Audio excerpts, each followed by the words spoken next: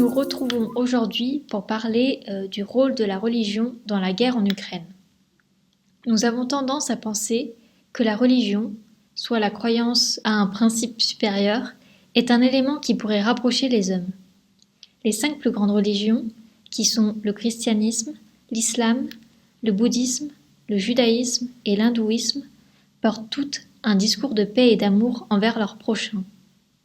Il est vrai que parfois des guerres de religion surviennent à cause de différences culturelles, idéologiques ou dans des buts matériels. L'Ukraine et la Russie possèdent un point commun. La majeure partie de la population est de confession orthodoxe, environ les 3/4 de la population. Cette même religion peut donc être en théorie la garantie de valeurs communes pour une grande partie des deux populations et un moyen d'union. Pourtant, malgré ces pourcentages de croyants, le conflit entre l'Ukraine et la Russie a bel et bien lieu. Nous allons donc voir ici comment les religions, censées éviter les conflits en théorie par le message qu'elles transmettent, sont ici un vecteur d'éloignement, voire de friction supplémentaire. L'orthodoxie est un élément très complexe en Ukraine. Comme dit précédemment, environ 3/4 de la population dit être de confession orthodoxe. Depuis les années 1990 et l'indépendance de l'Ukraine, le pays comptait 3 églises orthodoxes différentes. Elles étaient toutes indépendantes les unes des autres. Il y avait tout d'abord l'église orthodoxe ukrainienne du patriarcat de Moscou, qui était dirigée à distance par le patriarche moscovite. Il y avait également l'église autocéphale. Cette église résultait d'une ancienne séparation avec l'église russe remontant à 1917, quand l'Ukraine a connu une brève indépendance en 1920. Elle avait par la suite été rattachée au territoire bolchevique. Enfin, l'Ukraine comptait également l'église du patriarcat de Kiev, séparée officiellement de Moscou en 1991. Mais, en fin d'année 2018, ce système complexe a été bousculé. Le 15 décembre 2018 fut un grand jour pour la religion orthodoxe en Ukraine. C'est le jour officiel de la création d'une église orthodoxe ukrainienne indépendante. Cette église résulte de l'union de l'église autocéphale préexistante et de l'église du patriarcat de Kiev. Cette alliance apparaît comme une simplification. Par cette union, l'église orthodoxe d'Ukraine est devenue la première dénomination religieuse du pays. Fin 2021, début 2022, elle rassemblait avant la guerre 25% de la population, soit environ 15 millions d'habitants. Son but à long terme reste de ne former qu'une seule et même église d'Ukraine. Cette église ukrainienne unifiée n'est pas reconnue par l'église ukrainienne du patriarcat de Moscou, car si elle reconnaissait cette existence, elle reconnaîtrait par la même occasion l'existence de la nation ukrainienne. Il faut savoir également que la ville de Kiev est très importante pour l'orthodoxie russe, car c'est au sein de cette ville que le prince russe Vladimir s'est fait baptiser en 988. Les origines de l'orthodoxie russe ont donc un lien direct avec Kiev et l'Ukraine.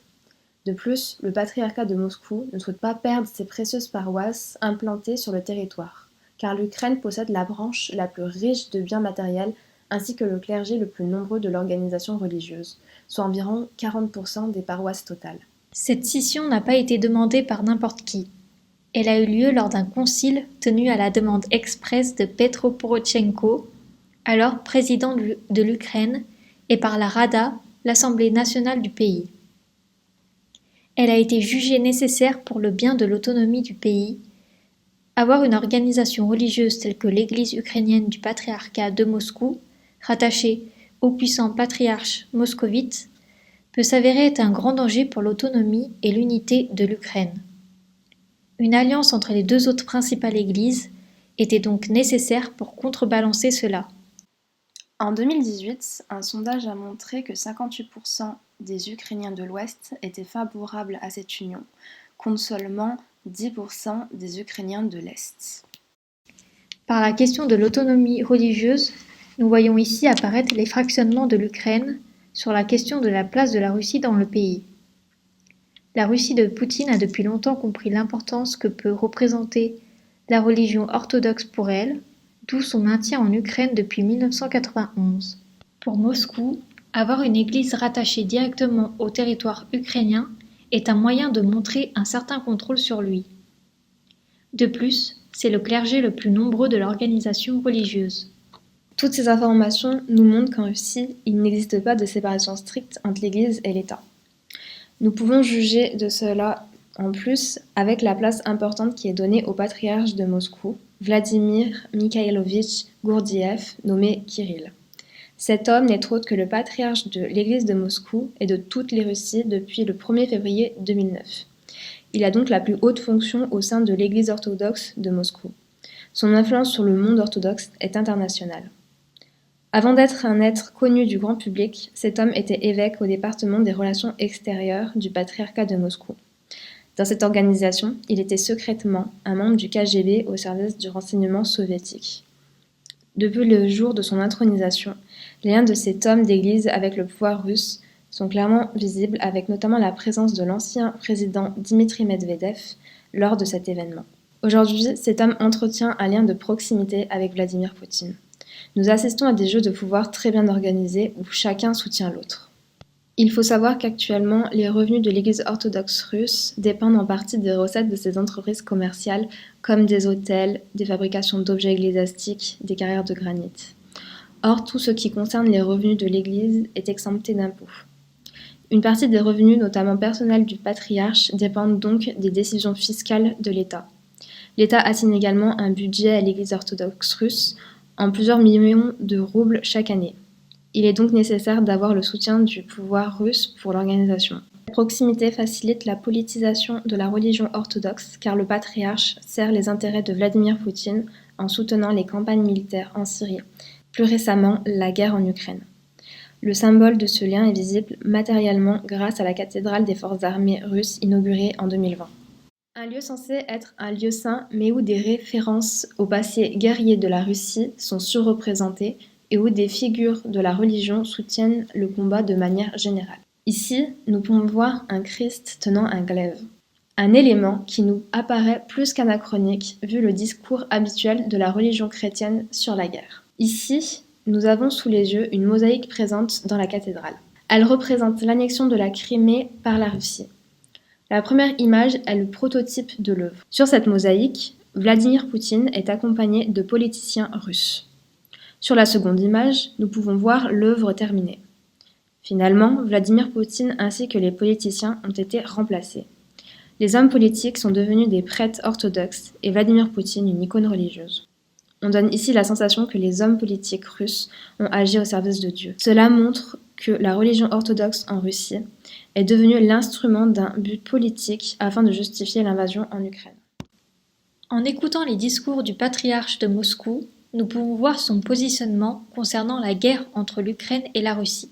Kirill visionne cette guerre comme étant dans un but défensif pour son pays qui serait assiégé ou encore comme étant un combat métaphysique entre le bien et le mal. Dans un sermon datant du 25 septembre 2022, Kirill affirme même que les soldats russes qui se battraient et mourraient pour leur patrie seraient équivalents à un sacrifice, ce qui leur permettrait d'être lavés de tout péché commis. Les soldats russes et leurs armes sont bénis par des prêtres orthodoxes avant de partir à la guerre. Ainsi, le patriarche de Moscou montre son soutien au Kremlin et pousse ses fidèles à soutenir et à participer à la guerre. Il sous-entend que la Russie n'est pas en faute, car elle ne fait que se défendre et agit pour le bien face au mal qu'est l'Occident, qui essaye de diviser le peuple russe, qui englobe également l'Ukraine.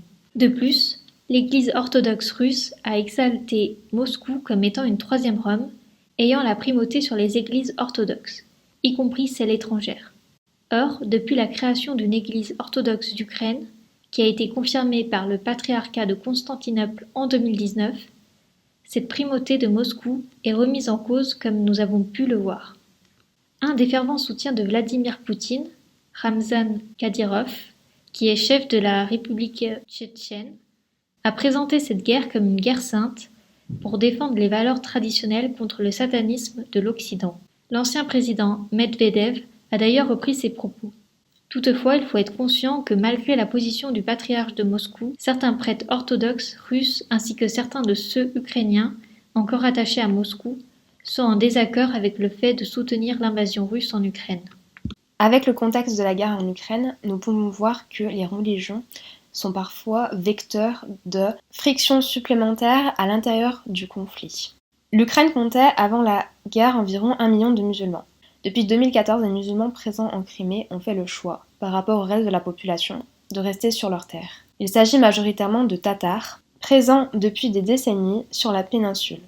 Il a été constaté que des actions répressives contre eux ont rapidement été mises en place, dont des incarcérations massives pour les pousser à fuir leur domicile. La plus grande peur des musulmans d'Ukraine est de voir la Russie remporter la guerre. En plus des exactions qui ont lieu actuellement en Crimée, les Ukrainiens gardent en mémoire leurs difficultés pour pratiquer leur religion quand l'Ukraine appartenait encore à l'URSS. Ainsi, pour les musulmans, cette guerre apparaît comme une guerre sainte, car pour eux, protéger l'Ukraine revient à protéger leur territoire, mais également leur foi et leur identité de musulmans d'Ukraine. Pour conclure, l'état actuel des choses en ce qui concerne l'organisation de la religion orthodoxe résulte d'une longue histoire. Cet état actuel est très fortement lié au contexte politique entre la Russie et l'Ukraine. En Russie, la religion orthodoxe apparaît comme très liée au domaine politique au pouvoir. Cette relation est cruciale pour que l'Église reste une institution puissante. Cela explique la politisation de la religion orthodoxe dans le conflit ukrainien. Enfin, la religion peut être un sujet de friction supplémentaire avec l'exemple des musulmans ukrainiens.